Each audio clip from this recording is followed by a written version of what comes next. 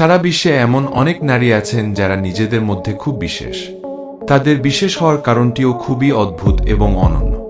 এই নারীদের মধ্যে কেউ কেউ নিজেরাই এই কারণ তৈরি করেছেন, যার কারণে এই মহিলারা তাদের নামে বিশ্ব রেকর্ড করেছেন। আজ আমরা এমন কিছু নারীর কথা বলব। নাম্বার 1, আশা ম্যান্ডেলা বিশ্বের সবচেয়ে লম্বা চুলের নারী হিসেবে পরিচিত। তার চুল শুধু লম্বাই নয়, তিনি অনেক লম্বা। এমনকি বিশ্বের সবচেয়ে লম্বা চুলের নারীর বিশ্ব রেকর্ডও রয়েছে। তার চুলের দৈর্ঘ্য 19 ফুটের বেশি। তাদের চুল ধুতে এবং পুরোপুরি শুকাতে 2 দিন সময় লাগে। Number 2, Julia Gunus. জুলিয়া গুনুসের শরীরে ট্যাটু রয়েছে। এর পেছনের কারণ হল 35 বছর বয়সে তার পোরফাইরিয়া নামক রোগ হয়, যার কারণে তার ত্বক সূর্যের আলোতে জ্বলতে থাকে এবং ফোস্কা তৈরি হতে থাকে। সেই চিহ্নগুলি লুকানোর জন্য জুলিয়া গুস তার সমস্ত শরীরে ট্যাটু করিয়েছিলেন। এ কারণে বিশ্ব রেকর্ডও গড়েছেন তিনি। নাম্বার 3, মারিয়া ক্রিস্টেনা।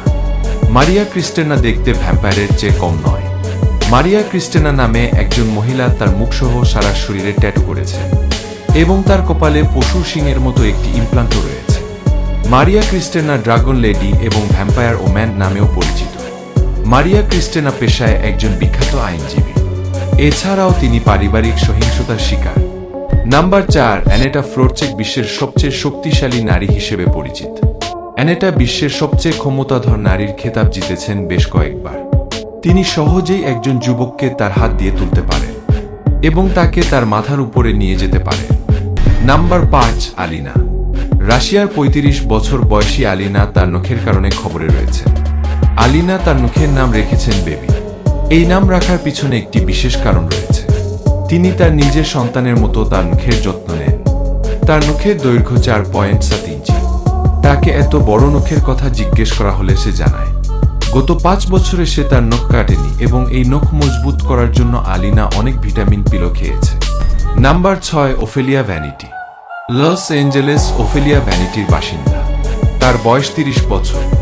লস অ্যাঞ্জেলেসে বার্বি ডলের মতো দেখতে। তার শরীরে 40টিরও বেশি অস্ত্রোপচার করা হয়েছে এবং 22 লাখ টাকা খরচ হয়েছে। ওফেলিয়া ভ্যানিটি বলেছিলেন যে তিনি সবসময় বার্বির মতো দেখতে চেয়েছিলেন, যার জন্য 2009 সালে ওফেলিয়া প্রথমবারের মতো তার মুখে বোটক্স ইনজেকশন পান। এরপর নিয়মিত ইনজেকশন দেওয়ার কাজ শুরু করেন। তিনি জানান, গত 4 বছরে তার ঠোঁট, চোখ, নাক ও মুখে অনেক ইনজেকশন দেওয়া হয়েছে। তো বন্ধুরা, ভিডিওটি ভালো লাগলে লাইক করে দিও এবং আরও এরকম ভিডিও দেখার জন্য চ্যানেলটিকে সাবস্ক্রাইব করে দিও।